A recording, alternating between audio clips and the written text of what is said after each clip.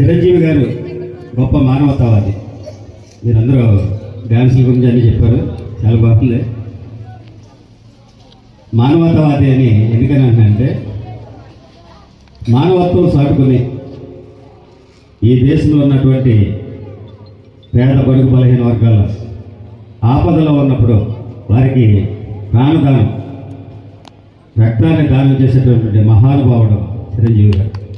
అటువంటి మహానుభావుని సేవలు గుర్తించి ఈ అప్పనపల్లి గ్రామస్తులు ఏర్పాటు చేసినటువంటి ఇటువంటి కార్యక్రమానికి అంటే 70 రకాల స్వీట్స్ ఏర్పాటు చేయడం అనేది ఇది ఒక గొప్ప విషయం. 70 రకాలుగా మీ అభిమానాన్ని చిరంజీవి గారి తరపున చూపిస్తున్నందుకు మీ ప్రత్యేకమైనటువంటి ధన్యవాదాలు తెలియజేస్తాను. అయితే చిరంజీవి గారు ప్రజారాజ్యం పార్టీ పెట్టి దాన్ని కొంతవరకు దాన్ని నడిపించి తర్వాత కాంగ్రెస్లో కలిపేసిన కానీ మన నాయకుడు ఈ రాష్ట్ర ఉప ముఖ్యమంత్రి వర్యులు పట్టుదలతోటి ఎట్టి పరిస్థితుల్లోనూ మా అన్నగారు వేసిన బాటని నేను ముందుకు నడిపిస్తానని దాన్ని స్ఫూర్తిగా తీసుకుని జనసేన పార్టీని స్థాపించి ఈరోజు ఈ రాష్ట్రంలో ఒక ఉన్నతమైనటువంటి స్థానంలో ఉన్నటువంటి మన నాయకుడు పవన్ కళ్యాణ్ గారు.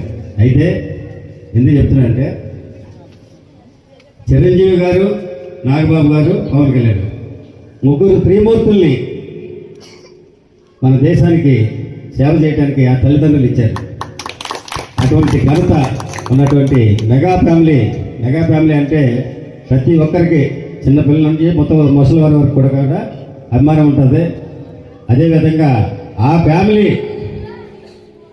ఈ రాష్ట్ర ప్రజల పట్ల చూపిస్తున్నటువంటి అభిమానం, సంక్షేమం, ఎవరికన్నా ఏదైనా ఆపద వస్తే మేమున్నామని కోట్లాది రూపాయలు ఇచ్చినటువంటి ఆ ఫ్యామిలీకి మనమందరం కూడా రుణపడి ఉన్నామని ఈ సందర్భంగా తెలియజేస్తున్నా.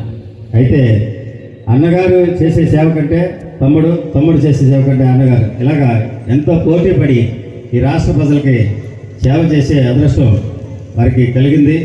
అటువంటి త్రిమూర్తుల్ని కలిగి ఉంటాం మన అదృష్టంగా భావిస్తూ చిరంజీవి గారు ఒక నటనలోనే కాదు సేవా దృక్పథంలో కూడా మహానుభావుడు, ఎన్నో అవార్డులు పొందినటువంటి గొప్ప వ్యక్తి. అటువంటి చిరంజీవి గారి బర్త్డేకి నేను ఇక్కడ చీఫ్ గెస్ట్గా రావటం, మీ అందరి అభిమానంతో చిరంజీవి గారి బర్త్డే కేక్ కట్ చేయడం అనేది చాలా అదృష్టంగా భావిస్తూ థ్యాంక్ యూ. నాకు ఈ అవకాశం ఇచ్చినటువంటి మీ అందరికి కూడా ప్రత్యేకమైనటువంటి థ్యాంక్ యూ.